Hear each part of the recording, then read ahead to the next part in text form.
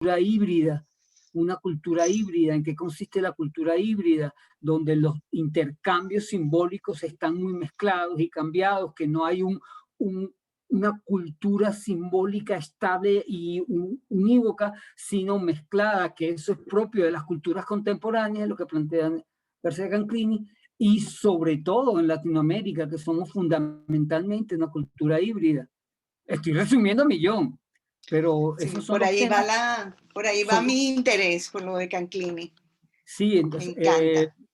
claro, entonces por ahí una reflexión por ahí, pensando en los latinoamericanos desde ese sitio, la posibilidad de, en García Canclini, la posibilidad de revisar justamente aquellas posturas que van saliendo de esa mezcolanza de arte popular y arte tradicional con arte masivo y la cultura masiva, y cómo eso va formando unas visiones distintas en los pueblos latinoamericanos, donde se mezcla todo con todo, que es lo híbrido, lo mezclado, y esa posibilidad de revisar todo, Profe, todo como en un conjunto sin pensar en una unidad teórica y única, que él justamente pone en relieve la interdisciplinaridad de las disciplinas de pensamiento. Le toca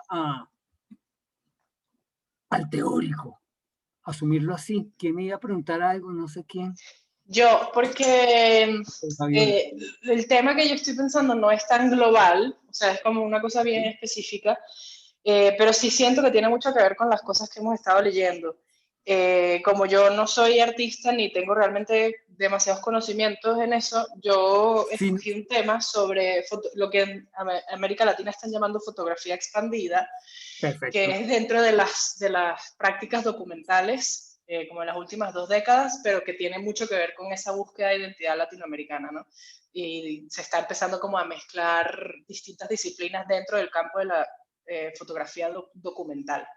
Entonces, no sé si eso puede Perfecto. ser un No, tema. justamente esa es la segunda parte que les quería comentar cuando terminar esta parte. Yo les estoy hablando de la teoría que yo he manejado, y yo lo que soy es teórico, yo le doy aquí teoría, pero ustedes pueden usar esa teoría, que es lo que le iba a proponer, para hablar de alguien específico, para hablar de un estilo específico, de una manera específica, de un artista en particular que a ustedes les interese.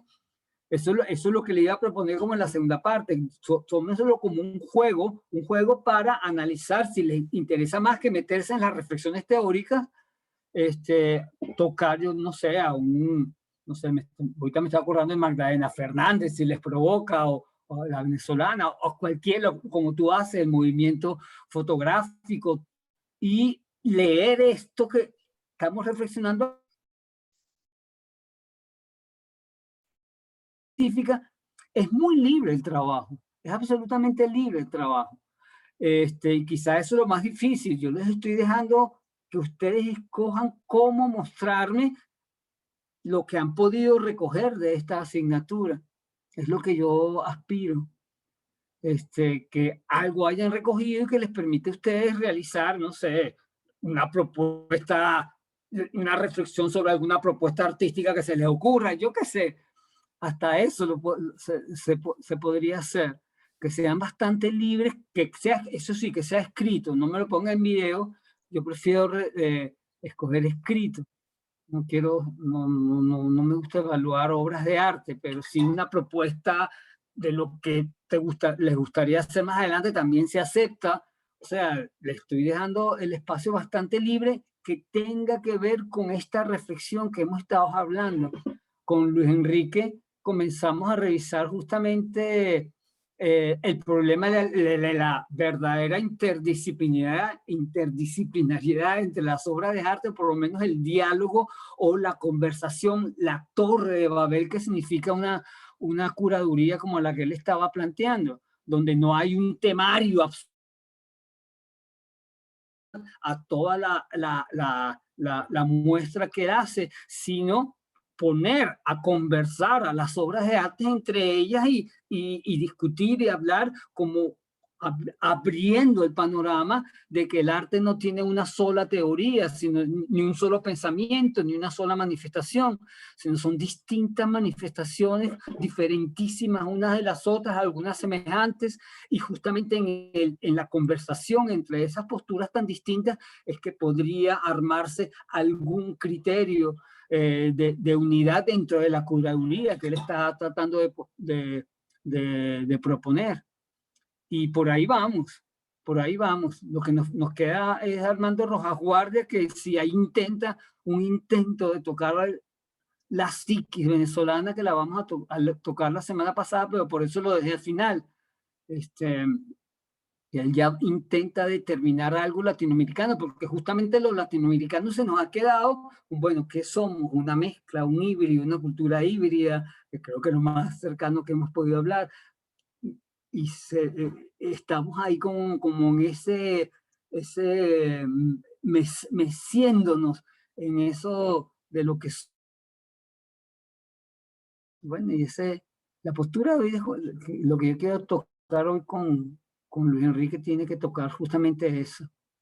Quiero tocar un poco esa reflexión que plantea ahí, a ver cómo entramos en eso. No sé si me están siguiendo o estoy como un loco hablando de puras teorías en mi cabeza que nadie me entiende. No, sí, me parece que soy yo aquí lucubrando yo solo. No, sí, ¿Ah? Sí, lo seguimos, sí. Entonces tiene que ser escrito a juro. Yo había pensado Mariana, ¿qué? hacer, bueno, había pensado, no, ya lo hice, pero, o sea, no como parte del trabajo, sino que al principio cuando estábamos empezando con Marta Traba, en una de las lecturas habló de Obregón. Sí. Ajá, bueno, entonces yo me inspiré en Obregón para hacer una obra fotográfica digital, pues llevando a algunos de estos artistas a un nivel contemporáneo más, utilizando la tecnología y como el trabajo que yo hago. Bueno, se lo quisiera enseñar, a ver qué les parece, pero además voy a hacer una reflexión escrita, ¿no? Pero me gustaría entonces una reflexión escrita, sí, como planteándome esto que me acabas de decir, como escrito, sí, ya hoy reflexionado. Sí, me gustaría, Mariana. Vale, eso vale también como propuesta, es la propuesta tuya, evidentemente. Vale, eso vale muy bien, vale muy bien. Claro, me tendría que mandar si quieres una fotico por lo menos. Claro, yo le mando, son varias obras, son varias, una de Obregón, una de Botero, pero o sea, no tiene... Me interesa tu reflexión, digamos, teórica, o la reflexión no tiene que ser necesariamente teórica, pero el manejo de la palabra, del discurso, que como dice aquí Luis Enrique también, es importante. La imagen lleva detrás una voz. Quiero oír tu voz. Mariana, pero envíanoslos a todos para ver tu trabajo. No, primero a mí, no, mentira, Mari. Dale, yo se los mando. Primero a mí. Bueno, les mando ahorita, déjame mandarles el de Obregón. No, será una maravilla para todos verlos, yo creo que sí. Una maravilla que todos los veamos. A ver si yo puedo meter eso aquí en... Ya va.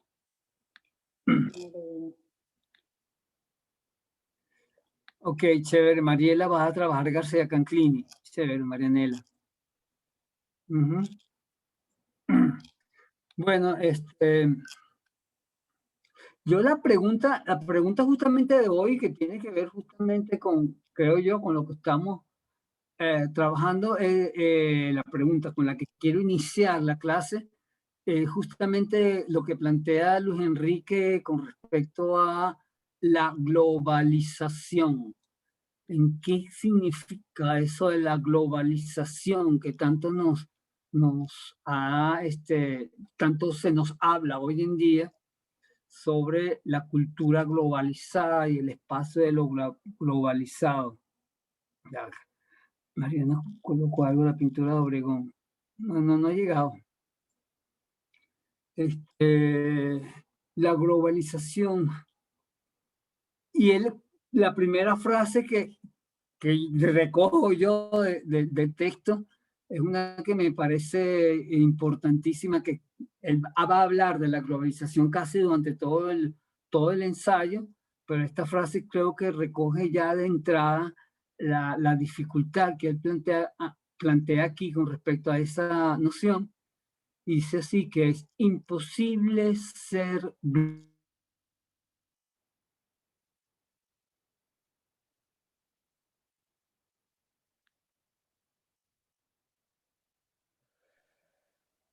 paréntesis,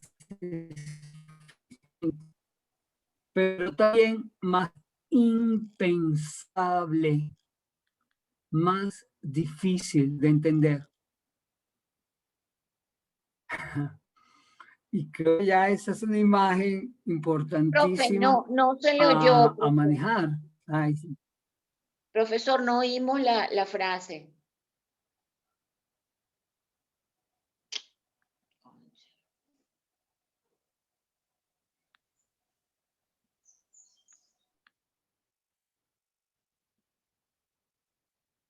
¿Aló? Creo que se cayó, no sé.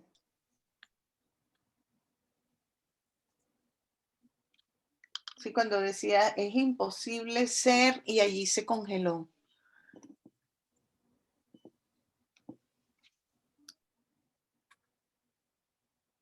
¿Aló? Estoy aquí. ¿Aló? Ok, profe, ¿Aló? lo vemos.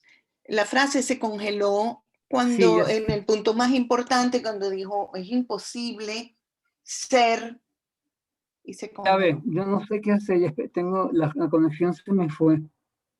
¿Ahorita me están escuchando? Sí. Sí, perfecto. Ok, vamos a seguir aquí. A ver, es que no sé qué pasa, la verdad. Para mí la Ouija a veces funciona y a veces no. Los espíritus no sé dónde están. Vuelvo a leer entonces la frase de Luis Enrique que quiero comentar. Sí. Sí. Ok. Es el del reloj de la central, Porcia, que también lo diseñó el abuelo de Isa. Magali, ok, gracias, Magali. Leo, es imposible ser global. Y punto suspensivo y sigue lo que me interesa. Un mundo cada vez más interconectado es un mundo cada vez más complejo, entre paréntesis, felizmente, pero también más impensable, más difícil de entender. Hasta ahí quiero comentar la cita, que comentemos esa cita.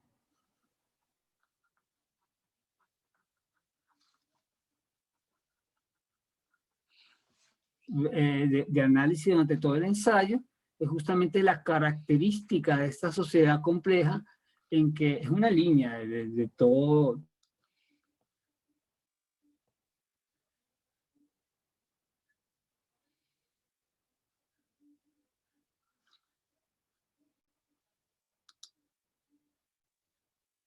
¿Por qué se va? Se fue otra vez. Profe, se volvió a congelar. Creo que sería mejor que quitar el video. Sí.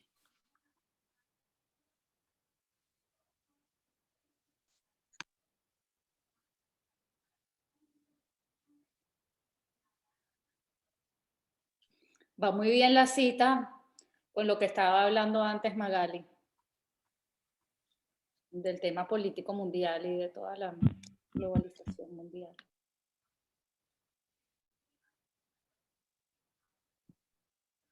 Sí, es que me parece que es chévere que estemos globalizados, pero a la final, de verdad, no estamos tanto, porque cada quien tiene su cultura muy cerrada. Y no sé qué artista estaba viendo yo el otro día, ayer o no, bueno, whatever, un curador que estaba hablando de Marta Minujín, que decía que es increíble cómo por tus creencias la gente se puede matar. O sea, las guerras que hay es por las creencias que tenemos, o sea, y cada quien tiene su creencia de cómo nació y lo que te inculcaron en tu familia o en tu país, con tus costumbres, todo. O sea, los musulmanes, whatever, ahí empezó el problema. No, te estoy escuchando, Magali. Se me volvió a conectar, estaba en DirecTV, bueno, en un modem que yo tengo, que no me acuerdo ahorita qué, Digitel, entonces me Ajá. cambiaba, que siempre trabaja peor, pero como el Digitel no me funciona, me cambiaba a ver si ahora no se me cae tanto. Generalmente estoy en Digitel, pero bueno, me cambiaba a ver si ABA no se me cae tanto. Vale, disculpen. Los Pamela espíritus son dice así. que si quitas el video, capaz que tienes más fuerza cuando no se va tanto. Claro, lo que pasa es que me parece horrible quitar el video, pero bueno, yo lo quito, a mí no me importa. Si a ustedes no les Bueno, molestan, dice yo lo quito. Pamela, a mí me gusta No, sí, verte, sí, pero yo lo sé. dijo Pamela. Yo sé que generalmente funciona mejor, pero vamos a hacerlo así abstracto. Bueno, sí, estamos hablando justamente de eso, lo difícil y lo complejo de la sociedad hoy. Y estaba escuchándote, te agarré al final, Magali, y estabas planteando algo que también lo plantea de alguna manera la lectura que hace Luis Enrique, o por lo menos también es una experiencia mía, con este mundo globalizado, que sí, evidentemente estamos todos unidos bajo una tecnología que intenta más o menos cifrar un mundo en que todos tengamos acceso, y se habla de la democratización de la cultura, y ese ha sido un tema importantísimo en estas sociedades contemporáneas, de que ahora, gracias al Internet, gracias a la globalización, de alguna manera la cultura forma parte de todo el mundo pueda tener acceso a la cultura. Claro, sin tocar aquellas zonas donde no llega internet, por ejemplo, aquí en Venezuela y en mi casa. Pero bueno, pero independientemente de eso, lo que ha movido justamente la globalización o la contemporaneidad es justamente la idea de la democratización de la cultura, que también es un tema que toca Luis Enrique aquí, de la posibilidad de que todos tengamos acceso a las mismas referencias, al menos. Eso trae como varias consecuencias, pero escuchándote a ti, de lo que estabas hablando, Magali, es también algo que me parece a mí que sucede con el Internet, que sí, nos ha unido a todos con un sistema tecnológico, pero también cada vez hay más como más grupitos, y hay páginas que uno ni entra, hay páginas que uno sabe que puede entrar, pero que uno ni entra. Entonces se hacen como pequeñas tribus en Internet, que uno puede pertenecer a varias tribus, pero también se ha determinado como la diferencia, se ha marcado muy bien también, que esa es otra cosa, que esa sí la toca Luis Enrique, que parece que lo contemporáneo se está marcando ahí. Cómo tocar lo global, una cultura global, sin un sentido de unidad total, porque parece que la unidad total en el mundo se ha perdido. ¿Qué le da sentido de unidad a la cultura global? ¿Dónde está la cultura? ¿Cuál es la unidad que abarca a todo el mundo desde la cultura global? Y en ese sentido, sencillamente es la tecnología, la única posibilidad de unidad que podamos ver entre nosotros y los musulmanes, como hablabas tú, o nosotros. Bueno, nosotros tenemos el monoteísmo, tanto el cristianismo como el judaísmo, los musulmanes tenemos el monoteísmo, pero no sé, nosotros y las tribus africanas, por ejemplo, ¿qué unidad puede haber ahí? Lo único que podría ser es que ellos participen de la tecnología, que no sé si lo participan o no, y que todos participemos en ella, pero justamente ahí la diversidad sigue estando como moviéndose, discutiendo, manifestándose, provocando diferencias. Y el hecho Sí, yo creo que... Sí, dale. No, bueno, no quería interrumpir, pero es un pensamiento mío. Yo creo que es que el ser humano tiene un ego muy alto y entonces, por ejemplo, pienso que, por ejemplo, los musulmanes, ellos creen que son los dueños de la verdad y que su religión es la que manda. Los católicos cristianos también creen que son los dueños de la verdad y su religión igualitos son los budistas, iguales cada uno. Pero si todos se basan en lo que realmente dice esa religión, porque es la parte humana, no lo que predica cada religión. Sí, porque todos en realidad, todos lo que quieren, siempre hay un ser sublime de otro, que tiene una fuerza sobre nosotros, que todos nosotros necesitamos como ese ser que nos da como esa fe y ese espíritu de seguir adelante, ¿no? Pero si todos de verdad le hiciéramos caso a lo que de verdad planta cada una de esas religiones, que es respetar al prójimo, querer al prójimo como a sí mismo, o bueno, yo no sé las de los budismos porque las del musulmanes no las he leído, pero lo que alguna vez leí algo, también habían como reglas así, como que el amor y el respeto hacia el otro. Entonces, si todos hiciéramos eso, pero no, cada ser humano como que lo cambia, igual que la política. Cada poder agarra su forma a su conveniencia, Okay. y eso es lo que pasa. Pero justamente ahí vamos, Magali, justamente ese es el problema en que se está hoy marcando claramente. Hablamos de una supuesta unidad en que cada quien defiende un criterio de unidad y que debe haber puntos de enlace, seguramente hay los puntos de enlace, pero no se da, de hecho no se da. De hecho, parece que fuera imposible, es decir, que las polémicas siguen estando. Entonces ahí es donde nos quedamos, es imposible. Yo no sé, yo soy ateo, disculpen de entrada y que lo diga así, o sea, que a mí me vengan a hablar de una unidad, de un ser trascendente que no sé dónde está, yo lo pongo muy en duda, de entrada.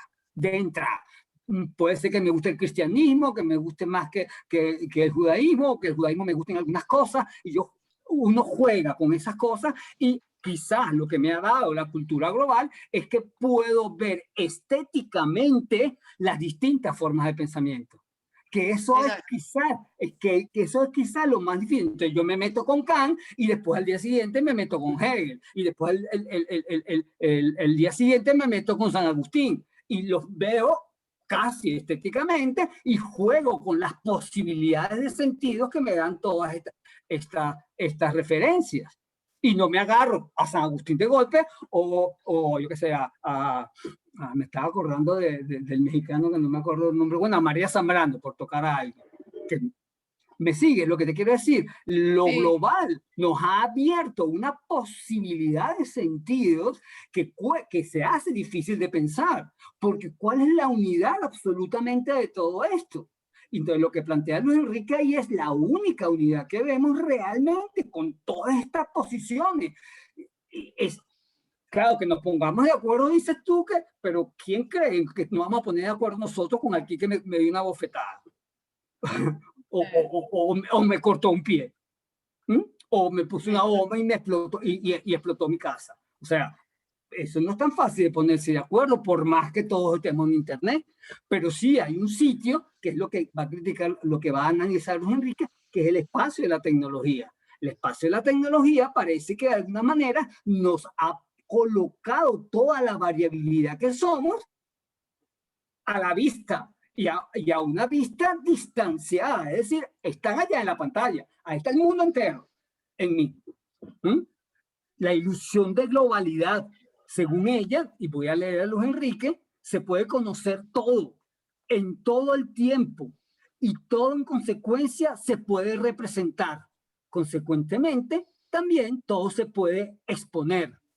Lo que esta ilusión excluye y devasta es precisamente lo que no puede conocerse, marginal, oscuro de la vida, innombrable, ignoto, todo aquello que es hermético y lejano, todo lo que por específico carece de entrada en el liso territorio de la globalidad.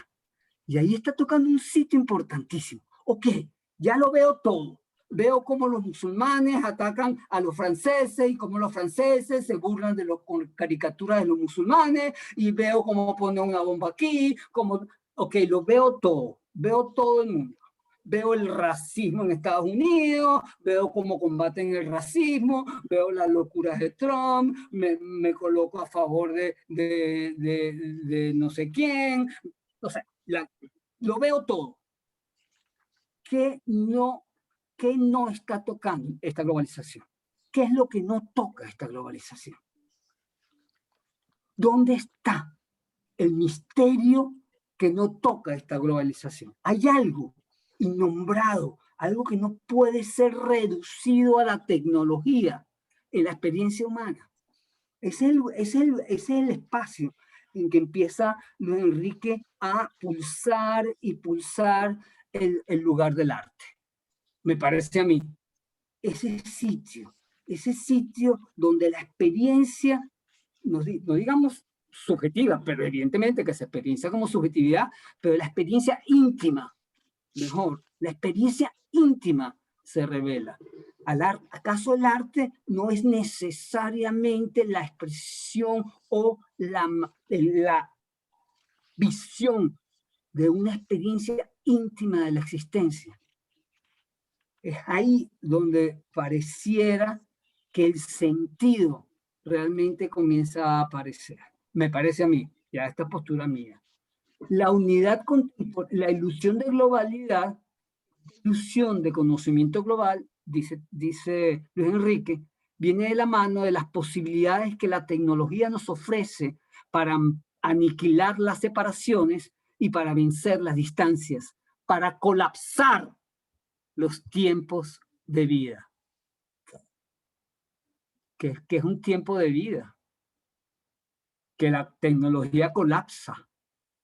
La unidad contemporánea, la tecnología, invita a la conservación digital de las formas simbólicas. Evidentemente, todas las formas simbólicas pueden ser recogidas por las tecnologías. Hay una supuesta neutralidad. Supuestamente es realmente, hay una neutralidad que todo lo puede ver. Hay una supuesta neutralidad que se nos ofrece, que hay que poner en duda, evidentemente. Y me dice, bueno, la neutralidad es tal, realmente. Toda conservación no implica también una posición. Preguntica. Hay un control de la memoria simbólica y, por supuesto, una difusión en las redes, bajo la idea esa de la democratización de la cultura. Ahora, ¿a dónde accedemos cuando vamos a las redes? Es lo que plantea Luis Enrique. Es cierto, dice él, que la creciente digitalización de la cultura garantiza un acceso al menos a los enunciados. Ahora todo es un anuncio, todo es una palabra directa que toca y golpea y nos dice. Una imagen precisa que nos golpea en el momento de la noticia, una imagen clara que nos golpea en el momento de la noticia, que nos choca, pero inmediatamente volteo el Facebook y otra imagen que me golpea y me dice, y estamos viviendo un poco en una cultura, ¿sí o no? Si no están de acuerdo, me dicen.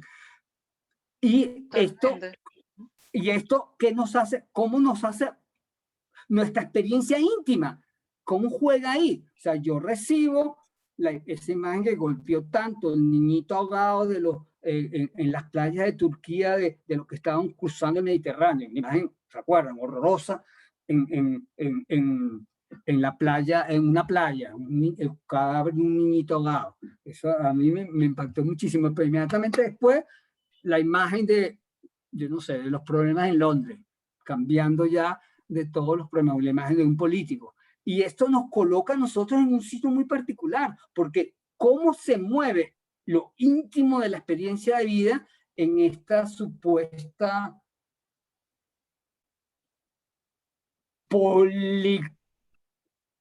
poliexperiencias que tenemos constantemente en el mundo globalizado. ¿Dónde estamos? ¿Cómo nos estamos colocando con respecto a ahí? Lo que se hace interesante, me parece a mí, a Luis Enrique, descubrir en la expresión estética, ¿no? Sí, profesor. Ahí me permite un comentario. Claro, por supuesto. Que habla, bueno, Pérez Orama un poco de la importancia de la voz del individuo, es decir, como que en esa Babel, que es la globalización, donde hay muchas voces viniendo de distintos lados, lo que hace realmente una experiencia única es la postura y la posición donde se encuentra ese individuo. Es la posibilidad de construir una voz propia dentro de esa, bueno, de esa cantidad de producción simbólica que se produce. Entonces es del lugar, porque finalmente nadie va a poder estar en el lugar del otro. Es decir, las condiciones de producción de un artista que vive en Venezuela bajo estas coyunturas son muy específicas a un artista que esté en Estados Unidos bajo otras circunstancias. Entonces vamos a decir que esas circunstancias específicas y que al artista le permiten producir, o al escritor o a cualquier hacedor cultural, van a ser únicas porque él está en esa posición que más nadie está. O sea, esa condición única de saberse en un lugar específico, sujeto, hombre, individuo, mujer, que hace que de alguna manera ahí haya riqueza, porque más nadie puede estar en ese lugar. Es una postura única. Y de ahí, de esa postura única, poder hacer un discurso que llegue, que cale en esa Babel, ¿no? En esa Babel. Claro. No, no sé si siguieron el hermoso resumen que hizo Carolina. Yo supongo que sí. Claro, Buenísimo. justamente Pero yo creo hacia eso. Pero no solamente del artista, sino además del espectador, que el espectador, o sea, la experiencia única es además del espectador, porque, o sea, que ahí está la subjetividad de la persona que recibe ese discurso, que lo recibe de cierta manera por sus experiencias propias y por el lugar donde esté, no, como digo, no solamente del artista, sino y además la obra se complementa, ¿no? Ok, sí, pero vamos a hablar hacia allá me quedé yo, Marian, justamente. Ok, estamos tocando, entonces, justamente me parece a mí, el sitio eso de lo que la tecnología no logra tocar, el lugar de la experiencia íntima vital, que implica un punto que, de donde salen vectores que ven, contemplan, miran el mundo digital, por llamarse, el mundo que está en la tecnología, y más ahora que estamos todos encerrados en la casa. Y es aquí, en esta intimidad, donde empiezan los sentidos a armarse, los posibles sentidos vitales. Ahora, como dice Carolina, ¿quién me acompaña a mí? ¿Me puedo yo quedar encerradito solo en mi casa y no compartir esto? Pero evidentemente, si esto lo comparto con mi vecino, con mi amigo de internet, con otro que está en las mismas circunstancias que yo, en las mismas circunstancias que yo, podemos compartir una temporalidad semejante y ahí empezar a armar cultura, a hacer cultura, lanzando vectores de interpretaciones, por llamarlo así, hacia el exterior, hacia la globalización, hacia lo que se nos está mostrando como realidad. Y yo creo que aquí es donde tocamos lo contemporáneo absolutamente. Hoy en día, en este encierro que tenemos, mi realidad, la de Humberto Ortiz, son estas pantallas. Ahorita tengo 2 pantallas encendidas. Son las pantallas que tengo aquí a mi alrededor. Esta es mi realidad. ¿Quién comparte conmigo esta realidad? Bueno, el que conversa conmigo, ustedes. Tenemos un tiempo compartido, que es lo contemporáneo en última instancia. Compartir tiempo.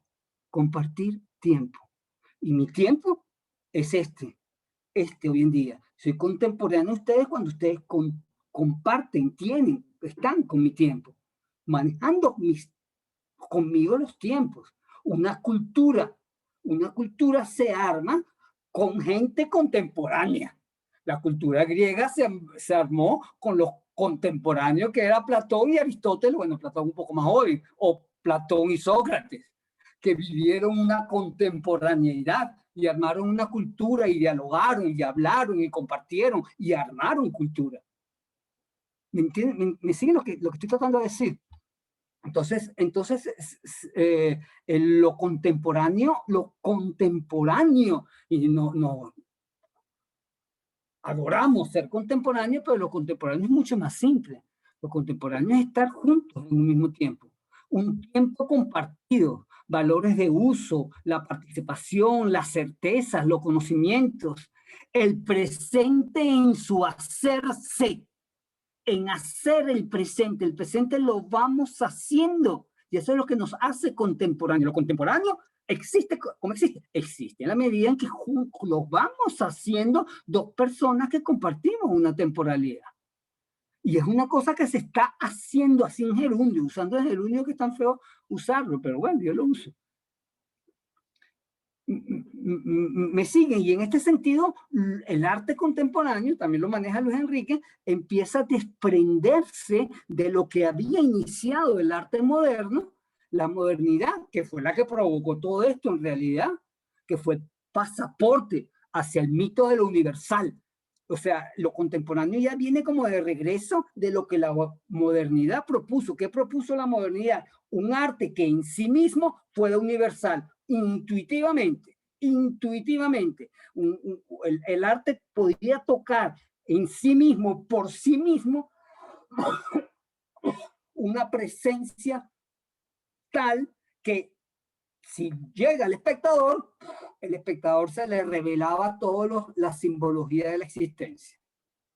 Uno se sentía pleno cuando veía, para bien o para mal, cuando veía, yo qué sé, el grito de Munch, o los hermosos nenúfares de los impresionistas, o cuando veo el Guernica de Picasso, o la burla de los cuadros de Duchamp, de la ironía, no sé, había como una sensación que eso simboliza algo inconsciente, algo que está hasta los dibujos, los relojes derretidos de Dalí, yo qué sé, que de repente se hacen símbolos del inconsciente. Ahora lo contemporáneo parece que ya viene de regreso de eso, ya va.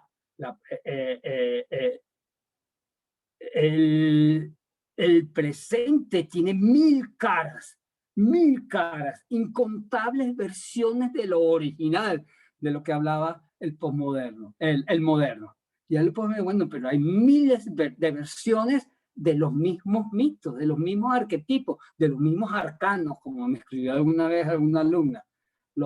De los mismos arcanos hay 10.500 manifestaciones distintas, de los mismos arcanos del inconsciente. Entonces, a esta modernidad se le unió además la otra modernidad, que la llama Pérez Orama, una modernidad analfabeta, que no le interesa la cultura, que no le interesa lo que ha pasado, la historia, que tanto le interesaba a la modernidad. Y eso también es una modernidad que forma parte de esta contemporaneidad. Es como las cosas se van haciendo complejas. Cada vez el mundo se ha hecho más complejo. La supuesta unidad global lo que nos ha hecho un mundo muchísimo más complejo y difícil de pensar. Y volvemos a los temas de la cultura de masa, la cultura de élite, que ahora parecen más mezclados que nunca, como formando una misma cultura globalizada. ¿Qué es la cultura globalizada? La mezcla de lo oculto, históricamente importante y fabuloso, y lo que hacen los artistas más geniales, pero constantemente también revisamos en internet y vemos las cosas más locas y más imposibles que podamos imaginar, pero también están ahí, sobre nuestra experiencia de realidad.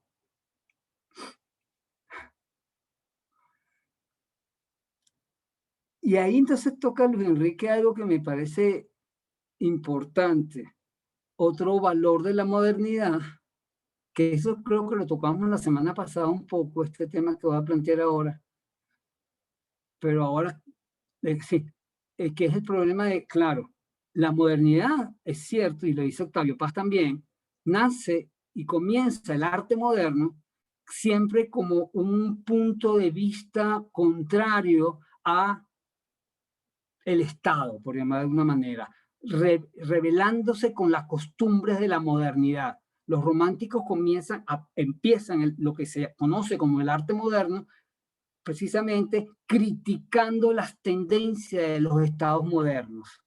la tendencia de las repúblicas modernas y las ciudades modernas, el funcionalismo radical de las sociedades modernas, y el arte moderno, que se conoce como arte moderno, que empieza con el romanticismo después de Kant, empieza justamente como momento crítico a la sociedad contemporánea que está cambiando, que está lanzándose a los grandes movimientos formales, al cambio de trabajo. Ya los agricultores ya no trabajan las tierras, trabajan en fábricas. Y el romanticismo comienza eso, como un intento de rescatar algo del alma que sentían que la industria o las sociedades modernas empezaban a desfallecer. Claro, esa crítica al Estado empieza a tener grandes matices, y Luis Enrique dice, eso también es algo que se heredó o que hereda el artista contemporáneo. Y ya las vanguardias empezaron a darse cuenta de que es imposible un discurso totalizador. Cada vanguardia pretendía su propio discurso totalizador. Cada vanguardia es la solución del arte, la solución de la crítica a la sociedad, el camino importante a seguir en contra de la sociedad moderna.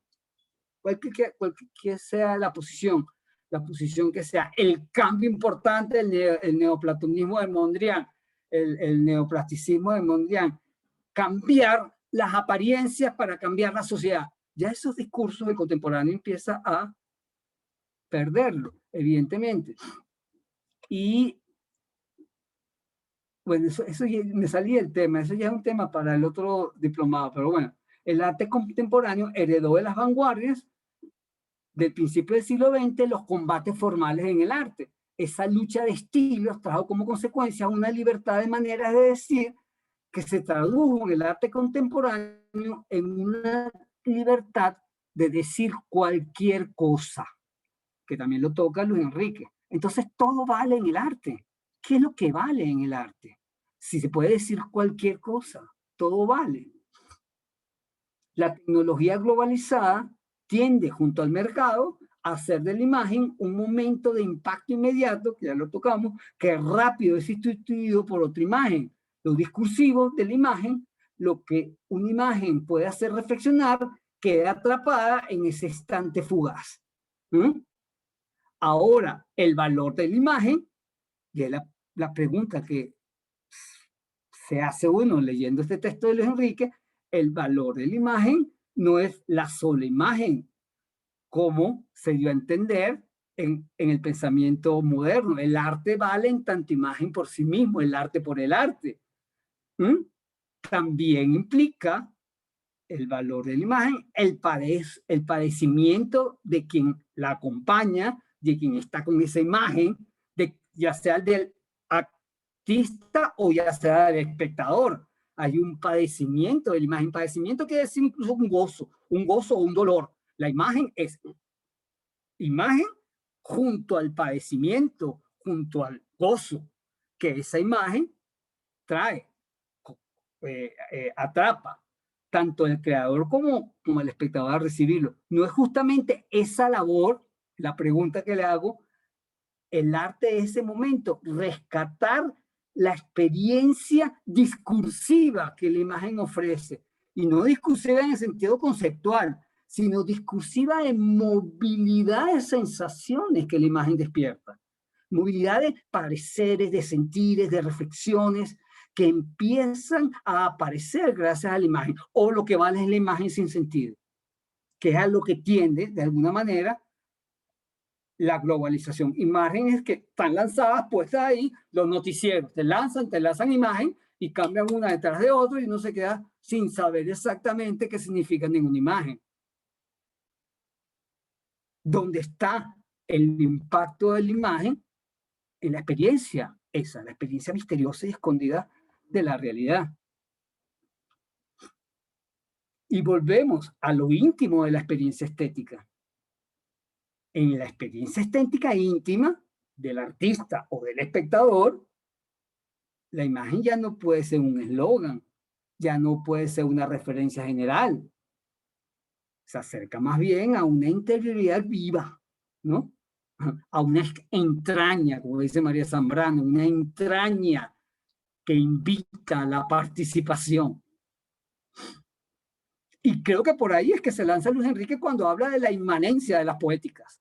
La inmanencia de la poética, que es lo propio de las poéticas, es lo que marca de fondo, en profundidad, el hacer arte.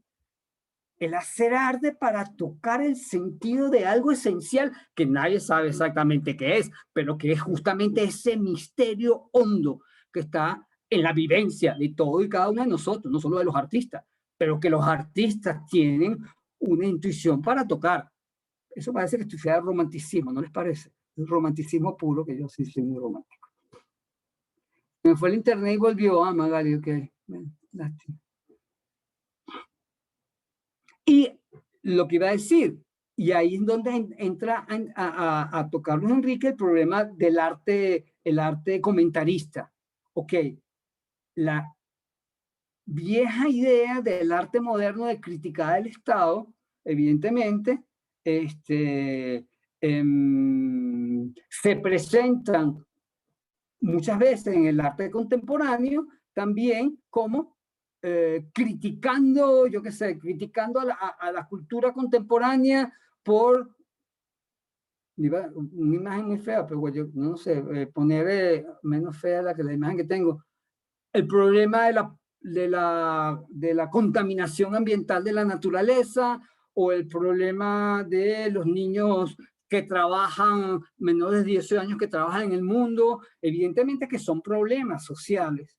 Evidentemente que son problemas sociales y que es importante tocarlo. Pero ahí Luis Enrique tomó un partido bastante interesante. Ahora, los artistas que solamente se sustentan en una crítica social, ¿qué están haciendo realmente? Están agarrando los análisis sociológicos, los discursos legítimos de las ciencias sociales para analizar la sociedad, pero lanzados al mercado del arte. Eso no es banalizar los problemas, se pregunta Luis Enrique. Banalizar los problemas. Agarro una teoría sociológica y la lanzo con una propuesta artística. ¿Dónde está lo artístico? ¿Dónde está realmente lo artístico? Y aquí vemos la posición de Luis Enrique. Lo artístico no está en el tema. El tema vale, ok, chévere. La violencia contra la mujer, un gran tema importante que toda la sociedad tiene que estar a favor del tema contra la violencia de la mujer. Pero eso hace arte, solamente el tema.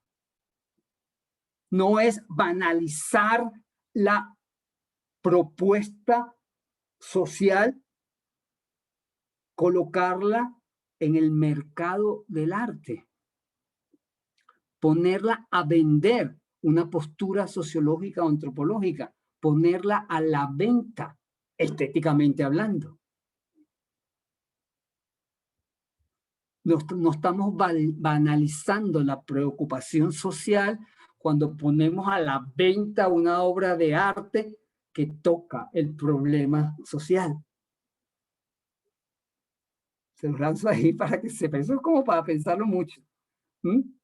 Al seguir la tradición, porque al seguir la tradición del ser mercancía absoluta en la que cayó la fetichización del arte moderno desde Baudelaire, las artes de denuncia contribuyen, dice él, a que sus espectadores hagan la economía de una verdadera confrontación intelectual con los problemas que señala. Y eso es lo que entra en el mercado, y más en Latinoamérica, que tanto el arte se ha preocupado de eso. Carolina, dime. Profesor, bueno, aquí como una reflexión. Es un temita duro. Una reflexión a ver con respecto a esto. De alguna manera yo siento que Luis Enrique comenta que los artistas muchas veces, de alguna manera un poco más simplista, plantean estos problemas sociales que, por ejemplo, para los cientistas sociales han significado años de estudio, décadas de estudio, libros. O sea, los cientistas sociales en ese aspecto tendrían como una voz quizás, aquí yo también estoy pensando con usted, yo no estoy siendo dogmática en lo que estoy diciendo, quizás tienen como una voz más autorizada que los artistas con una obra, ¿no? O sea, que de alguna manera en este aspecto Luis Pérez Orama le rinde más tributo a esos estudiosos que a un artista que ahora pretende denunciar un problema. Ahora yo meto ahora otra arista. Yo siento, me parece a mí, que las artes visuales son más fáciles de digerir y de consumir, y aquí estaría el mercado metido, que las ciencias sociales, porque no todo el mundo se va a leer el libro, pero sí todo el mundo puede ir a un museo o puede ir a una casa. O sea, hay mucho más mercado para el arte que para las ciencias sociales, porque para las ciencias sociales necesitas un compromiso mayor que para ir a un museo o que para ver un objeto colgado en la pared de alguna casa. O sea, como que de alguna manera el digerimiento de las artes visuales es más democrática en un aspecto cultural, es decir, cualquier persona se puede enfrentar a un objeto artístico y tener una experiencia a partir de ello. Menos personas se van a dedicar, tomar el tiempo para leer un libro que está planteando quizás un problema a profundidad.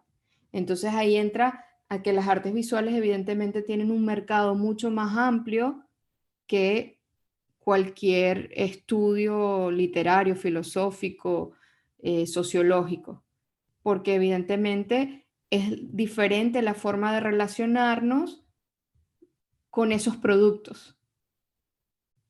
Sí, completamente de acuerdo contigo y justamente, y lo planteas hermosamente, Carolina, Gracias. es justamente la polémica que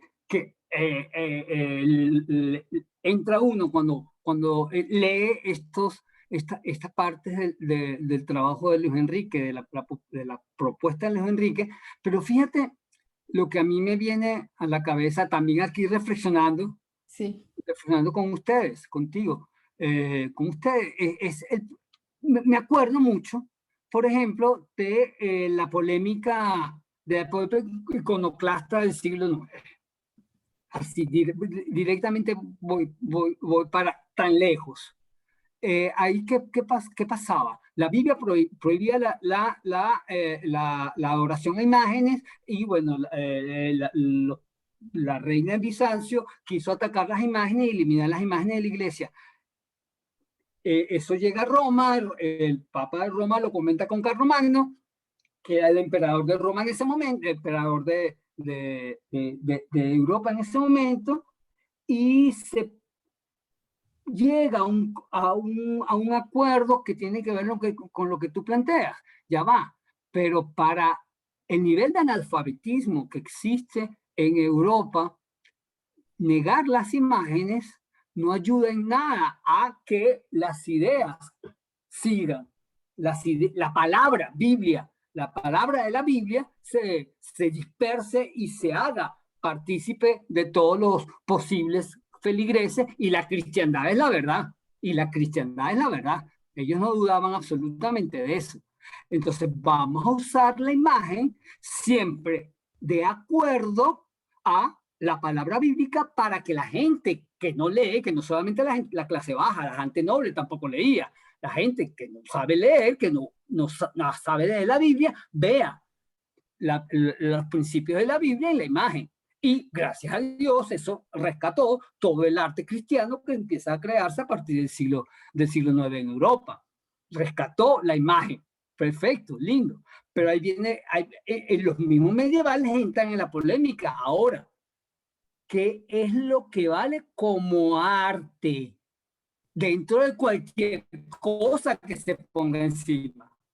¿Dónde están los valores del arte? Evidentemente que tienen que tocar la verdad cristiana, pero ¿cómo se valora el arte? Entonces le hacen un gran trabajo de entender las técnicas, porque el arte es fundamentalmente un trabajo de composición formal. y empiezan a valorar el arte técnicamente. Independientemente que todas tienen que decir una verdad, pero hay algo técnico que es propio del arte. Hay algo formal que es propio del arte. Y yo creo que hacia allá donde apunta Luis Enrique. Hay algo en la estructuración de formas que tiene que ver con lo que veníamos hablando antes, con la experiencia subjetiva que hace arte, que tiene que estar íntimamente intricada la forma con una experiencia viva del arte y no solamente con la teoría. ¿Me sigues, Carolina, en lo que te estoy planteando? Sí, y es ahí donde creo yo que huelo a Luis Enrique. Justamente ahí, porque por eso el valor de la poética, por eso la inmanencia de la obra de arte, la importancia de la obra de arte en sí misma, por sí misma, en tanto trabajo técnico de elaboración formal de una vivencia viva que responda honestamente le dé forma honestamente al arte. Desde un sitio en que sea realmente posible de comunicarse. No sencillamente el tema traído de más para provocar una promoción cultural o que todo el mundo se vuelva ahora vegetariano, por decir algo. Porque no al asesinato de los animales que comen los animales para la comida. No sé si entiende la posición que estoy tratando de marcar aquí. Creo que la polémica se da ahí. Creo que la posición de este curador de la Bienal de Sao Paulo es, bueno, lo que me interesaba a mí es el aspecto de la imagen en tanto poética, con los temas que sean, está bien, pero donde haya una elaboración realmente formal, artística, que le dé sentido a la forma artística. Incluso, pienso yo, incluso poniendo en juego la temática. No sé, eso también es para pensar. No sé qué piensan los demás por ahí. El valor. Solamente así es que se podría entender el diálogo entre las distintas expresiones artísticas, porque el arte maneja construcciones formales que dicen cosas independientemente del tema, construcciones formales que se ponen en discusión con otras construcciones formales. Y ahí vamos manteniendo, estando juntas, las diferencias y las semejanzas, las posibles semejanzas. Y el arte en ese sentido es mucho más global que la tecnología. Son vivencias formales que tocan la experiencia íntima de la realidad.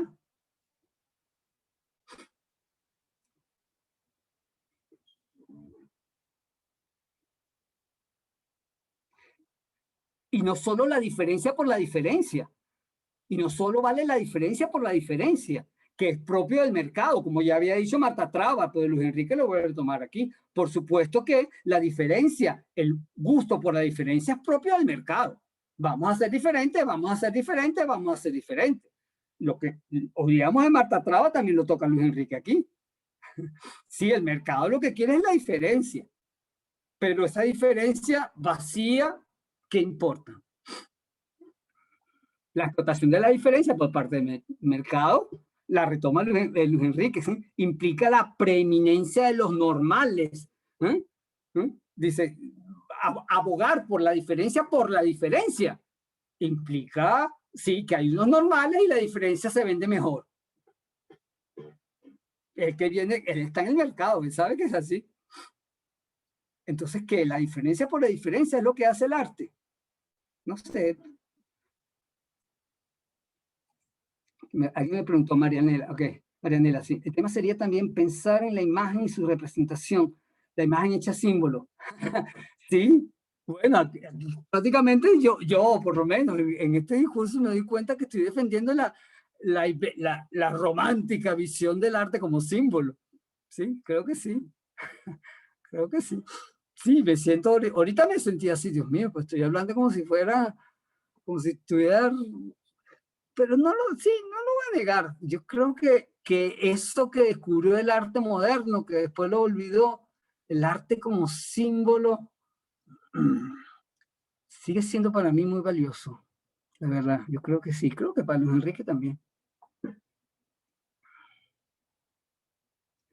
Mío, no, ningún problema, es sencillamente porque soy en arte contemporáneo y yo no tengo ningún problema. si lo hace por mí. Yo creo y rescato eso y porque sí, porque en el fondo algunos han criticado mucho esa idea porque el símbolo supuestamente alude a lo absoluto. Pero ya a estas alturas creo que no necesariamente se alude a lo absoluto. Se alude a una tendencia de la vida, no a lo absoluto, a una tendencia, a una dirección de vida, a una manera de asumir la vida y no tanto a algo absoluto. Me parece a mí que el símbolo puede ayudar más a eso. Que también lo tomo de Gadamer. Gadamer también habla de la actualidad de lo bello. Cuando habla de la actualidad de lo bello, habla precisamente en eso. Lo bello del arte siempre ha sido no solamente una construcción formal, sino una construcción formal que invita a seguir una experiencia, que invita a seguir una vida, o como diría Heidegger, abre mundos. Y bueno, yo más o menos sigo esa idea, lo debo confesar. Y justamente ahí está el límite entre lo personal, lo particular.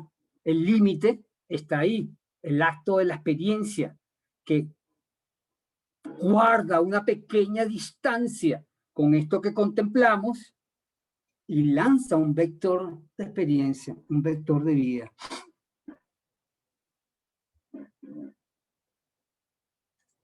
Ok, ¿qué quiere decir con literización, Marianela? Chévere. ¿Qué quiere decir con literización? Ella dice eso, no sé si lo leyeron. Ella escribe, el arte no puede reducirse a la literalización. No, evidentemente que no. Pero nos referimos a qué te refieres tú, que a la teoría. No sé. ¿Aló? Ah, lo de los artistas conceptuales. Que literariza. Bueno, no sé, la polémica con el arte conceptual es otra cosa. Yo por lo menos la primera vez que me enfrenté a una obra de Kosuth, que es la que está ahí en el Museo de Bellas Artes, dice, yo no entiendo nada. No sé si se acuerdan, una frase de Humboldt que bajaba por las rampas del Museo de Bellas Artes. Una frase, ¿pero esto qué es? ¿Qué significa esto? ¿Cómo puedo yo entender esto? Entonces me puse a investigar y supe que le pidieron por favor que cambiara esa frase y pusiera una frase de Bolívar o una frase como más cercana a Venezuela. Y dijo, no, mi obra de arte es con esa frase. La frase ni me acuerdo cuál era. Y eso me costó un buen trabajo de investigación, pero sí me di cuenta de algo en Kosuth que me llamó mucho la atención, que lo vi también en sus otras, que es puro arte conceptual, mi modo de verlo es más conceptual que yo he trabajado analíticamente. En Kosuth pone en equilibrio el lado discursivo del arte, que también lo tiene. Pone a jugar como valor estético el discurso reflexivo del arte, lo que detrás está, la palabra detrás, que generalmente la imagen la quiere borrar y él la coloca en primer plano, la mete en primer plano. Y eso me llamó mucho la atención. Bueno, sí, arte conceptual, evidentemente. Evidentemente arte conceptual en el sentido de que se maneja el concepto. Y bueno, no sé, como una propuesta contemporánea que vale, tiene sentido. He visto poco ese que creo que es muy conocido, una silla, entonces pone una foto de una silla normal y la palabra silla. Y la obra de arte son las 3 sillas. O Magritte, esto no es una pipa y pinta una pipa, ¿no? Todo eso, el juego, y lo que va marcando es el juego de la representación artística. La representación artística como juego de sentido, que ya lo hablaba Nietzsche también, ilusión de sentido, conciencia de la ilusión de sentido. El arte es pura ilusión de sentido, decía Nietzsche. Y vale por eso, precisamente por eso. Y ahí está Dionisio hablando, el de la máscara. Dionisio pone máscaras. Entonces el arte es una máscara para dar sentido a la vida. No sé, voy por ahí. Me fui, creo que me fui. No, pero está bien. No sé. Y aquí tocamos entonces ese tema justamente, el arte local y el arte global, hablando de lo latinoamericano ahora. Bueno, ¿cómo de lo local tocamos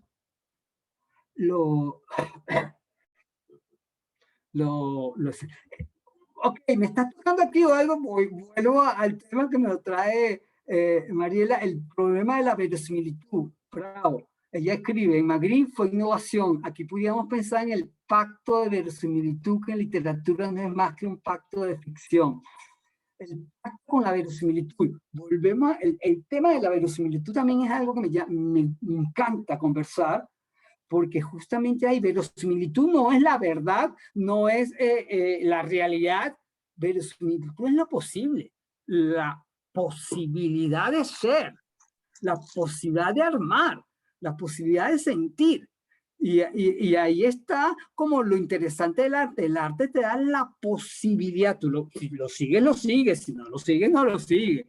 Y el espectador puede jugar ahí. Justamente ahí es cuando el arte se hace inmenso, ¿no? O sea, yo veo a todos estos artistas, 10 artistas juntos, y bueno, cada uno me da una posibilidad de experiencia de vida con cuál me apego, con cuál no me apego. Y justamente ahí podríamos armar lo que sería lo local, cuáles son las tendencias que se anuncian desde un lugar de este mundo globalizado, cuáles son las tendencias que desde aquí se abren, se proyectan hacia el resto del mundo, vistas desde aquí de Sao Paulo. Aquí estamos en un sitio, en un local, en un lugar latinoamericano donde muchísima gente quiere colocar sus obras para lanzarlas al mercado internacional. Bueno, ¿qué pretendemos? Agarrar el mundo entero en este sitio. Vamos a traducirlo en este sitio y desde aquí, desde lo que vamos pensando aquí, armar líneas de comunicación hacia donde vayan, semejanzas, diferencias.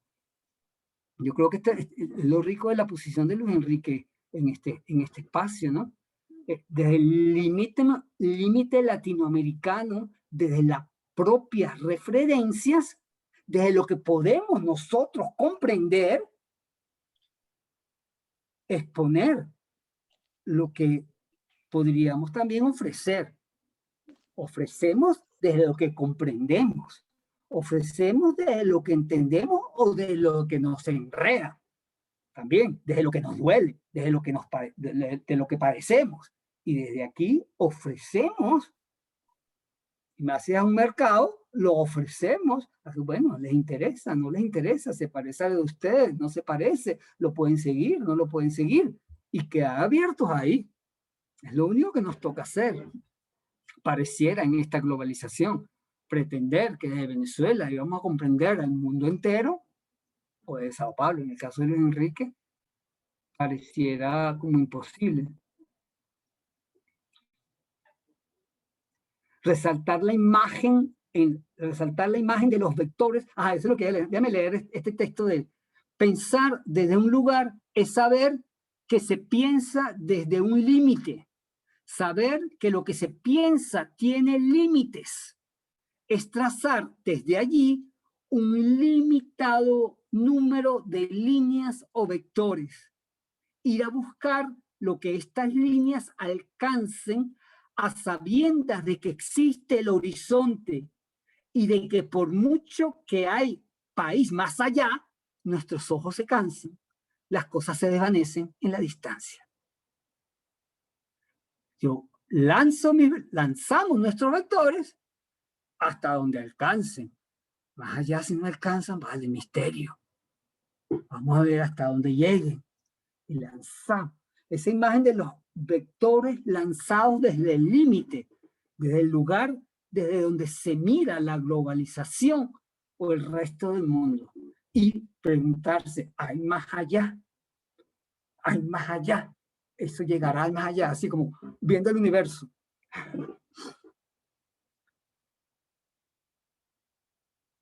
¿Qué es lo contemporáneo entonces? Y ahí, lo contemporáneo es un constructo, dice Luis Enrique. Un corte relativamente arbitrario en las coordenadas de nuestra experiencia de las cosas dentro de su siempre parcial temporalidad. Lo contemporáneo es un constructo, algo que construimos juntos. Contemporáneos somos nosotros hablando ahorita por Zoom sin verle la cara a nadie, así en abstracto. Es nuestra contemporaneidad actual. ¿Ah? Totalmente. No te vi. Sí, que totalmente es así. Eso es lo contemporáneo. Y puro virtualismo intelectual. Y monetario. Y monetario, además, porque todo esto se paga, exactamente.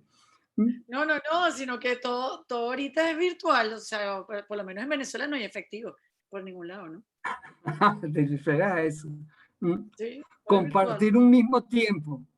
La contemporaneidad, entonces, no es universal y no hay contemporaneidad sin una cosa local, sin un asunto local.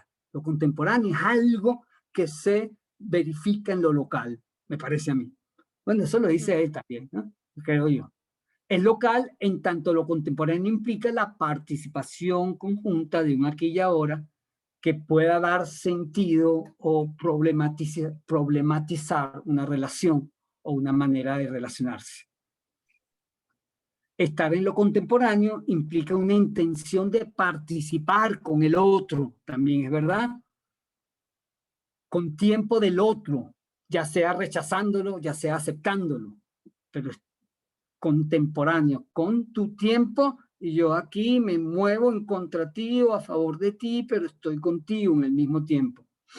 Estar en contemporaneidad implicaría un reconocimiento del otro, de los otros, o su mutuo rechazo, sostener el vínculo que implica la reacción. Reaccionar y sostener el vínculo de la reacción. Reaccionar ante ustedes y sostener este vínculo. Aquí ya estoy. Si yo sostengo esta reacción y la muevo y la movilizo hacia alguna parte, estoy participando con ustedes. Si la rechazo y me voy, bueno, ya es otra cosa. Y una pregunta, ¿no piensas que también lo contemporáneo es de generación? Por ejemplo, todas las generaciones jóvenes son las que van cambiando todo.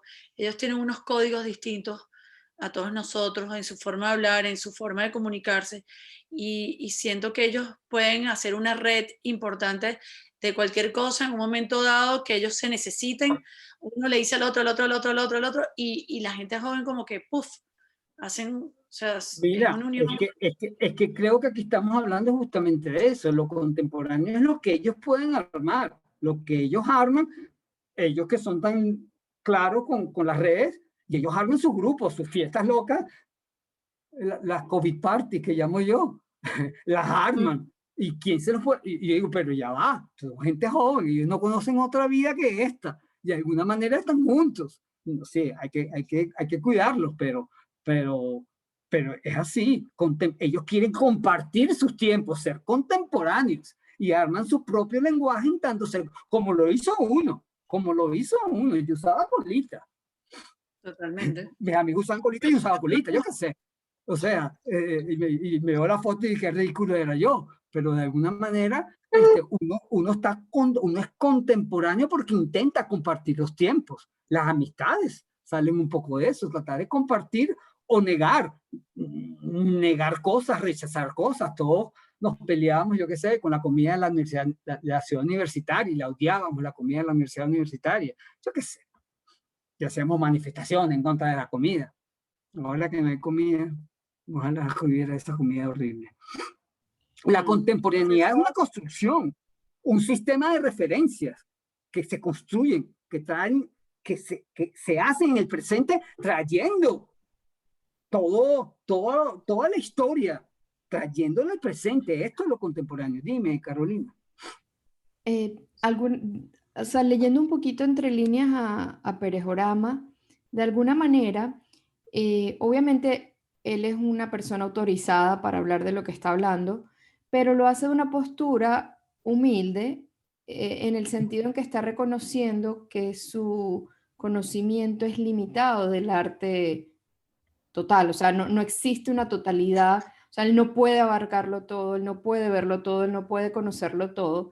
Y de alguna manera me parece que es bonito porque esa idea va como en contra del canon, de establecer como un canon, una historia del Sí. arte o armar, eh, eh, no sé, como que este artista y el otro artista también y esto, o sea, no hay como un deseo tampoco de parte de él de como ensalzar a algún artista en particular, sino sugerir que son múltiples voces, que hay muchas, que se pueden ver todas, porque de alguna manera, o sea, está como muy consciente de no construir canon, y eso me gusta. O sea, me gusta Postura. porque es como una postura filosófica interesante en el sentido en que deconstruye un poco estas ideas de historias acabadas del arte. O sea, siempre da como la posibilidad de un nuevo surgimiento, de una nueva voz,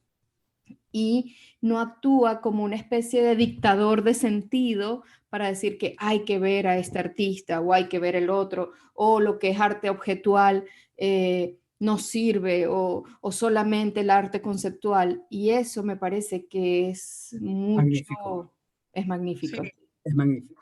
Estoy una maravilla. completamente de acuerdo, Carolina, y creo que todas las tonterías que yo he dicho hoy tienen que ver porque Luis Enrique me lo permitió con su discurso, hacer referencias y lanzar, y creo que eso es lo grande de este texto, lo inmenso de este texto y de la postura de este pensador que es Pérez Oramas. Creo que tienes toda la razón. Sí. Él no dogmatiza, él tiene una posición clara, precisa, pero sin dogmatizar. Sí. Sin dogmatizar. Eso es bonito porque, por ejemplo, nosotros, bueno, aquí en el diplomado leímos un poco a este señor Luis Camitzer sí, y bueno, es súper interesante su propuesta, me encanta su arte conceptual también, pero es de un dogmático que no puedo. Entonces no puedo solamente, no puedo comprar. Y entonces lo que me gusta con Luis Pérez Orama es precisamente ese alejamiento del dogma, porque, o sea, porque hay muchos lectores que pudieran leerlo como dogma y entonces se crea como un ejército a de favor o en seguidores contra. a favor de ese arte que de repente no cuestionan también ese discurso, sino lo toman como de una manera a Como ciegas, o la sea, Biblia, como los lo que cristianos se la sigue a Biblia. ciegas y se Pero es desecha que, todo lo Pérez, que Pérez no. Mira, Carolina, fíjate, interesante lo que estás planteando porque me ayuda también como a aclarar algo que dije hace un rato. Luis Enrique Pérez Orama no evita los temas que Marta Traba tocó, el problema yo qué sé, del paso de la modernidad a la contemporaneidad, pero no dogmatiza nada. Quizás lo que no nos gustaba de Marta Traba es el tono dogmático de esa escritora como escritora, que ella decía las cosas están mal así y bien asá. Y ese tono Luis Enrique lo evita al máximo, ¿no? Yo creo que sin evitar los problemas, sin evitar los problemas, evidentemente, que la intención de absolutismo del arte moderno, el contemporáneo no lo tiene. Que todo sea relativizado de alguna manera, tampoco. Pero más allá También el de, arte perdona, quería decir que perdón que interrumpa, pero es que a mí me parece que más que la epistemología del arte o cómo uno pueda entender estos problemas, el asunto es que son distintas figuras desde donde están enunciando sus discursos. O sea, Marta Traba está el intento de crear una autonomía de la crítica de arte latinoamericana desde Latinoamérica, es decir, autonomizar ese discurso y por lo tanto los enunciados atraviesan distintos campos del saber, mientras que con Pérez Orama, o sea, y por eso puede haber ciencias sociales y demás discursos para legitimar conceptos y prácticas. Con Pérez Orama, o sea, y por eso puede haber ciencias sociales y demás discursos para legitimar conceptos y prácticas. pero con Perejorama ya viene una enunciación de un discurso curatorial. Y el asunto es esa figura tan ambigua que es de autoridad y de poder, pero también de ingenuidad que es el curador. Él crea un sistema de enunciados desde allí. Y eso es otra manera de articular la... Sí, estoy completamente de acuerdo, pero Marta Traba también curaba. Lo que pasa es que antes no se usaba ese término. Ella también hacía exposiciones. Ella fue rectora del Museo de Arte Contemporáneo en Bogotá y ella armaba sus exposiciones y toda su teoría intentaba ponerlas en las exposiciones. Ella intentó armar la simbología latinoamericana en sus exposiciones en el arte contemporáneo. Ella también trabajaba como curadora. Ella también conocía muchísimas referencias de muchísimos artistas distintos y dispares. Sí, no, estoy de acuerdo, pero creo que en el sistema... La posición cambia justamente en donde cambia el punto crítico, donde toca la teoría crítica y donde toca la teoría curatorial. La teoría, cómo se aborda y de dónde se aborda, ahí es donde cambia el sitio, fundamentalmente. Es distinto donde lo aborda Marta Traba, donde lo aborda Luis Enrique. Quizás una genealogía de lo curatorial latinoamericano, por decirlo de alguna manera. Nos encontraríamos una Marta Traba. Sí, se puede armar eso, evidentemente. En aquella época era imposible hacerlo. Lo que hizo Luis Enrique en este siglo, quizás, sí, seguramente, yo no lo sé. Bueno, me acuerdo de una exposición que hizo Miguel, ¿no? Que era curaduría, la curaduría en Venezuela, hace tiempo, ¿no? Miguel Arroyo, perdón. Sí. Okay. Pero creo que lo que quería decir es que, o sea, por ejemplo, con ese texto de Luis Enrique, uno se encuentra que, por ejemplo, el asunto del analfabetismo que él enuncia ahí es totalmente contrario a esa ciudad letrada desde donde está hablando Marta Traba. O sea, creo que es precisamente desmantelar como que el orden discursivo y de saber ante el objeto de arte, ¿no? Como es una total medio incertidumbre, encuentro yo con el texto de Perejorama. Una total incertidumbre, sí. En Enrique, a pesar de la contradicción en términos, pero sí.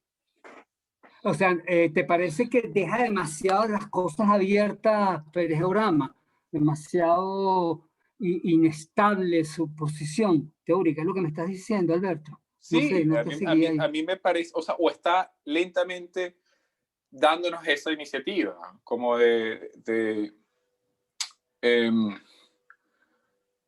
todos los textos que hemos leído en gran parte antes tienen como un orden bastante centrado en un sujeto del saber, a pesar de que pueden cuestionar desde un donde se enuncia. Un yo que está pensando. Sí. Pero aquí me parece que está colocado un yo que está reflexionando también. O sea, el de Perejorama. En el de Perejorama, a mí el asunto mismo de final, o sea, de cómo son líneas, ¿no? El texto. La diagramación, como dibuja el texto, no se sabe dónde está. Simplemente hay una distinta coloración, hay una distinta fuente, hay una secuencialidad en el texto, pero es un texto mucho más ambiguo y constructivo sobre cómo se expone a sí mismo.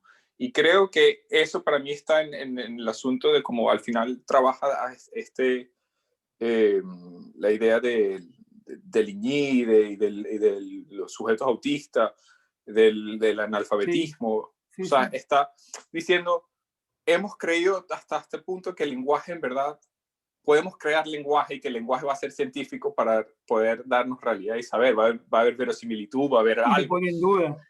Lo pone absolutamente en duda al poner esta figura. Y el texto mismo, como está explayado, es a su vez estas otras líneas de rancia. O sea, el discurso curatorial es a su vez otra línea de rancia. Sí, y eso creo que es voluntariamente así, que no lo hace sentir. Yo también creo.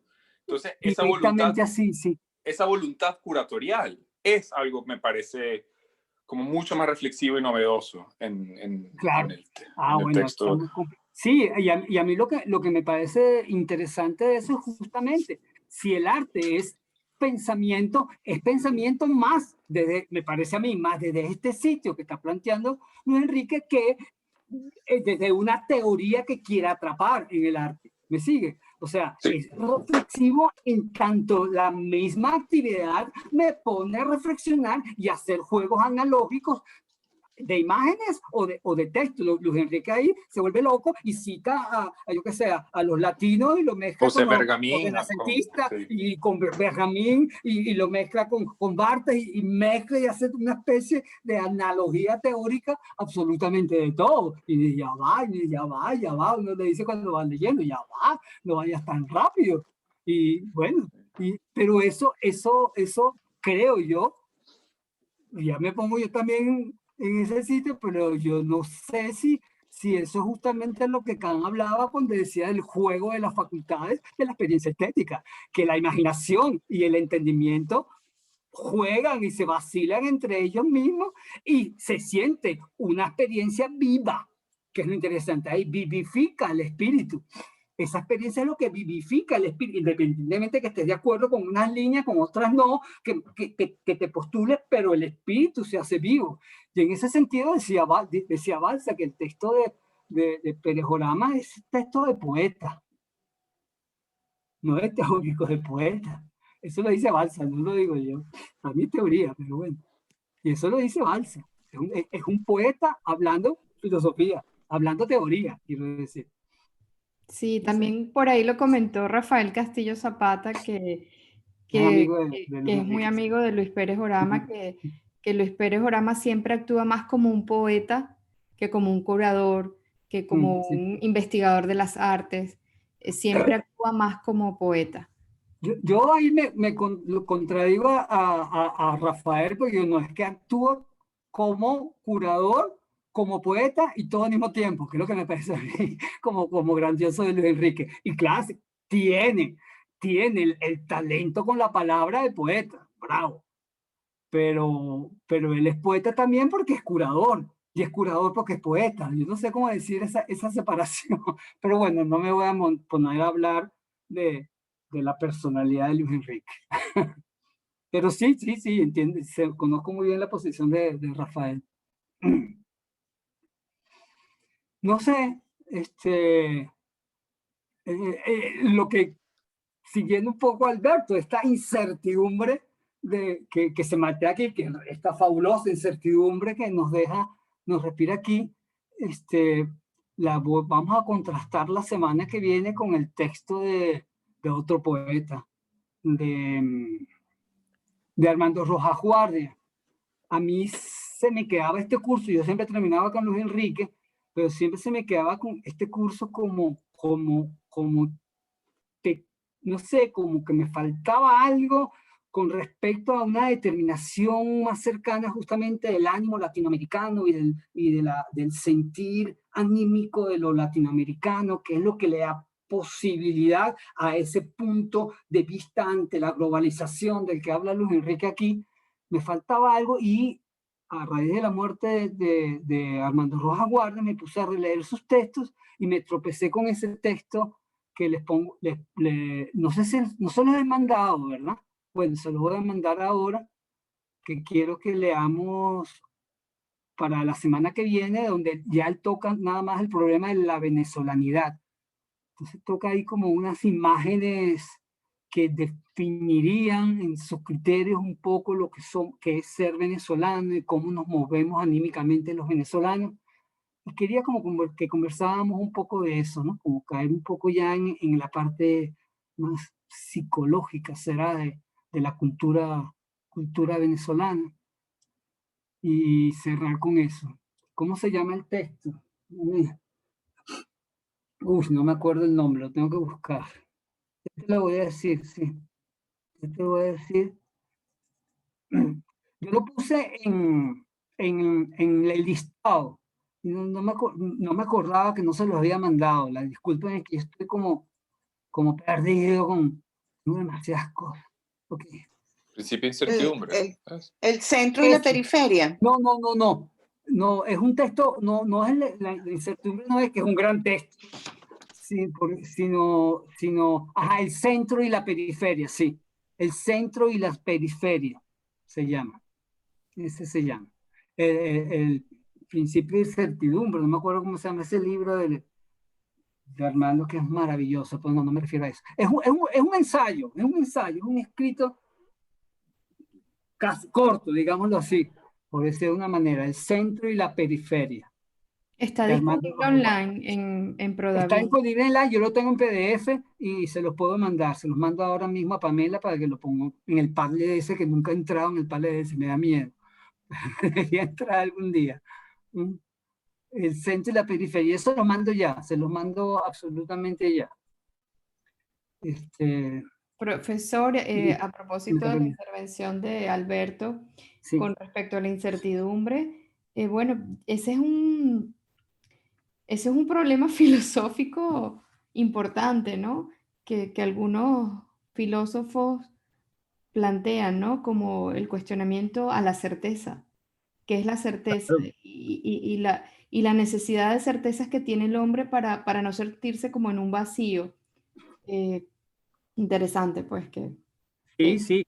El mismo Rojas Guardia toca justamente el libro que comentaba Alberto, la incertidumbre justamente es el sitio donde se lanza la aventura espiritual y la aventura viva, de estar vivo. Es ahí donde existe, donde vive lo humano, la humanidad vive en ese sitio, donde las cosas empiezan a perderse y desde ahí levanta Rojas Guardia su noción de Dios, lo anuncia en el Dios a la intemperie, ¿no? Justamente, un Dios que se vive desde la intemperie, donde nada está formado, desde la incertidumbre.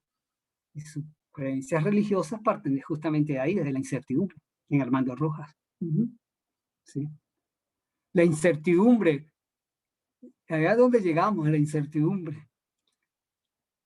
Comenzamos con el texto de Luis Enrique, de Pérez Orama, ¿sí? De Luis Enrique. ¿No? Lo impensable, ¿qué? ¿No? Lo global, lo más impensable, lo más difícil de entender. Una cultura globalizada es impensable, es difícil de entender, nos llena de incertidumbres. Estamos como redonditos todos, ¿no? Vale. No sé, ¿algún comentario? Elizabeth, Marily, Fabiola. Bueno, no, extasiada aquí con esta clase, profesor, que de verdad ha estado súper interesante. Bueno, Sí, gracias. Y los comentarios de Carolina y de de Chico Alberto, Marrero, oh my God, geniales, geniales. Morrel lo llamo yo, porque lo oigo aquí, Morrel, Alberto. Alberto te llamas, ¿verdad? Alberto se fue, creo. Sí, Alberto. Sí. Ok, no está ahí. Sí. Yo te digo Alberto, y leo Morrel y te digo Morrel. Sí, lo tengo grabado automáticamente como Morrer y siempre se me olvida cambiarlo. No te preocupes, yo sé que eres Alberto. No, no, gracias a ustedes, gracias Carolina, gracias Alberto, gracias Marian, gracias Marianela, o sea, gracias Elizabeth, Fabiola, Marilyn por estar ahí, Magali. Y bueno, ya no nos queda solo una sola clase. Pero bueno.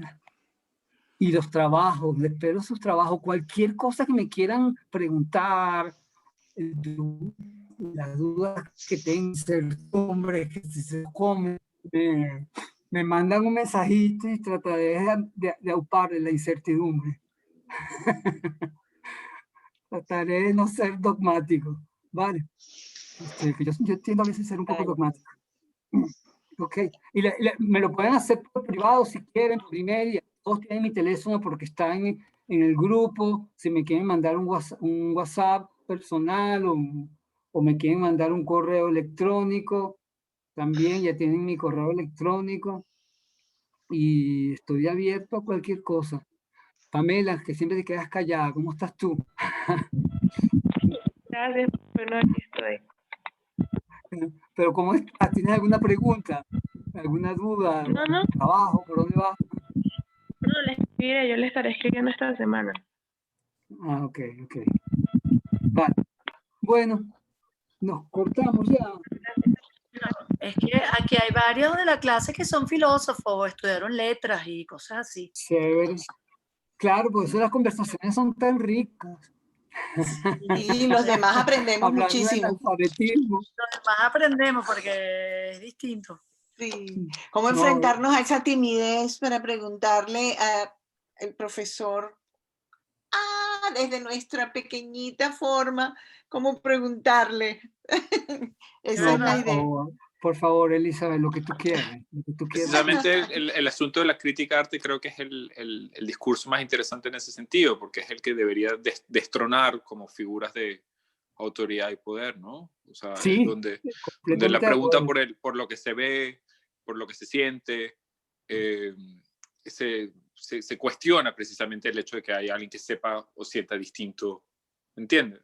Claro. No sé si me hago claro. No, O sea, yo creo que sí. El discurso, la crítica al arte, yo creo, profeso, como que debe ser anárquico, o sea, debe de tener esta razón de ser en gran parte. Como una figura de crítica, ¿no? Pero bueno, por eso lo que quiero decir con eso es que uno no debería tener miedo. Sí, y yo lo que creo, Alberto, que justamente la crítica la asumimos generalmente como desde afuera y pensamos que el crítico es la última palabra, y quizás han habido críticos que lo asumen así, marcan sus categorías y marcan sus posiciones como tan radicalmente que uno se intimida su autoridad, ¿no? ante su autoridad, la marcan, y eso, como decía Magali al principio, todo el mundo tiene como un deseo de presencia, y justamente ahí se olvidan de algo que a mí me parece esencial, sobre todo en el arte, y fundamentalmente en el arte. En última instancia, el arte, en primera instancia, un placer reflexivo, un placer emocional, es algo que te conmueve. Yo no sé si llamarlo placer es muy fatuo, pero algo que te conmueve. El arte conmueve. Si no conmueve, ¿para qué voy a ver arte, no?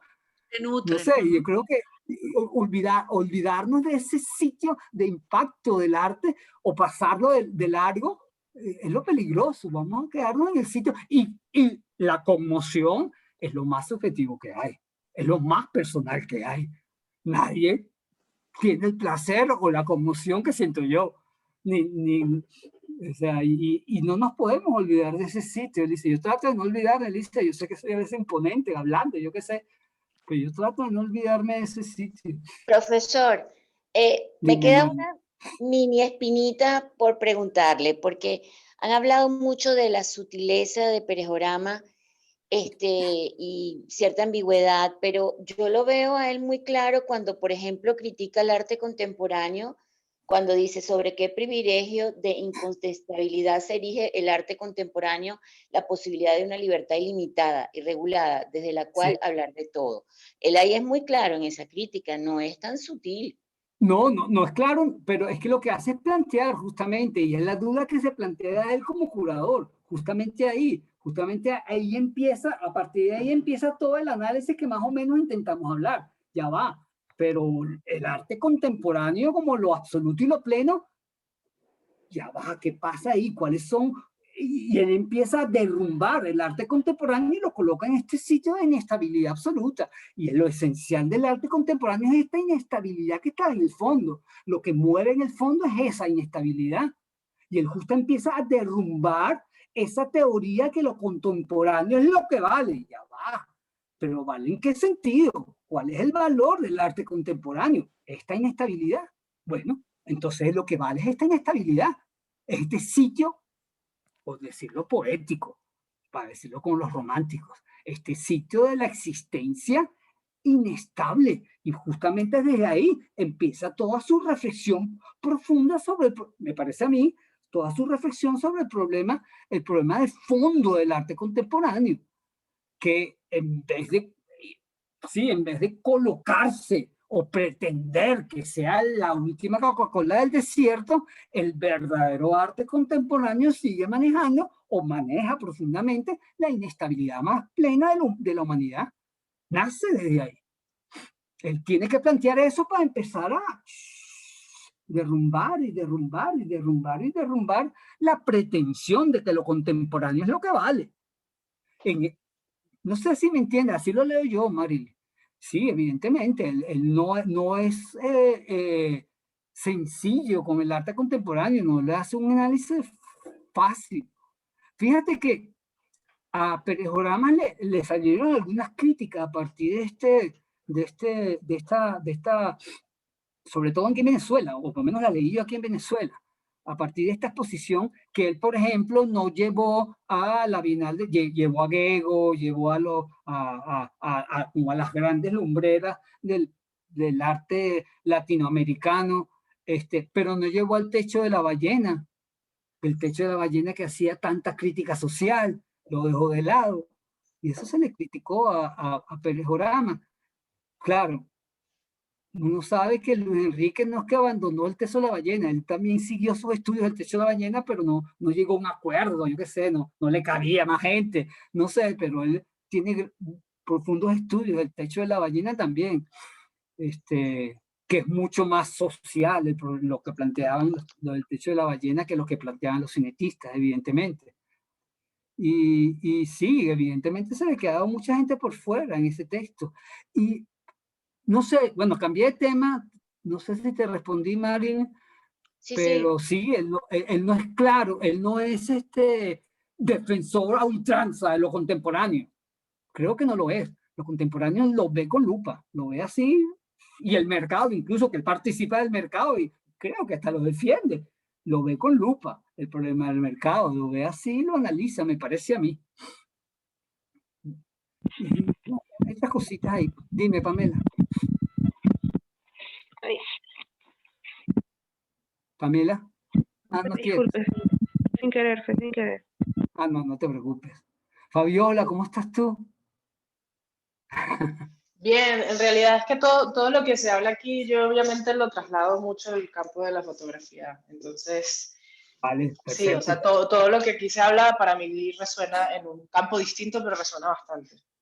Bueno, la fotografía es el arte contemporáneo por excelencia.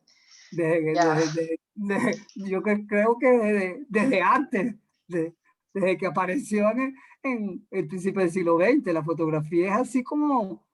Y el cine. Pero es que también en la fotografía documental, que es más específica, está este mismo debate de acá, ¿no? De qué es lo que podemos hablar y qué es lo que está fuera de mi alcance. ¿Cuál es realmente nada más puedo hablar desde mi propia experiencia, nada más puedo hablar desde mi territorio, o puedo también ir a otras, no sé, el mismo, incluso el territorio geográfico, ¿no? Se debate mucho de, ¿puede realmente venir alguien de otro país a contar la historia de mi país con fotografías?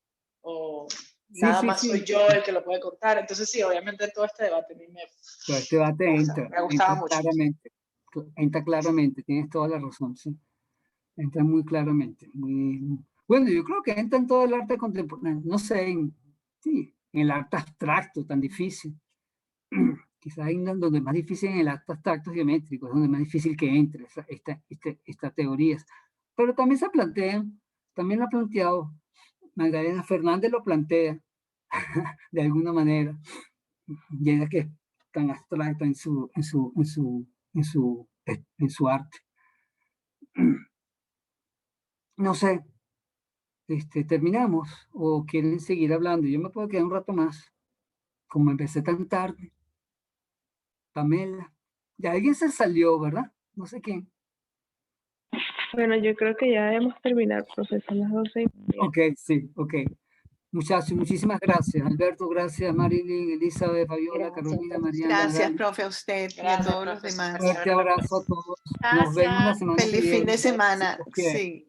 Igual. Feliz fin de semana. Muchas gracias por todo. Chao. Chao. Chao.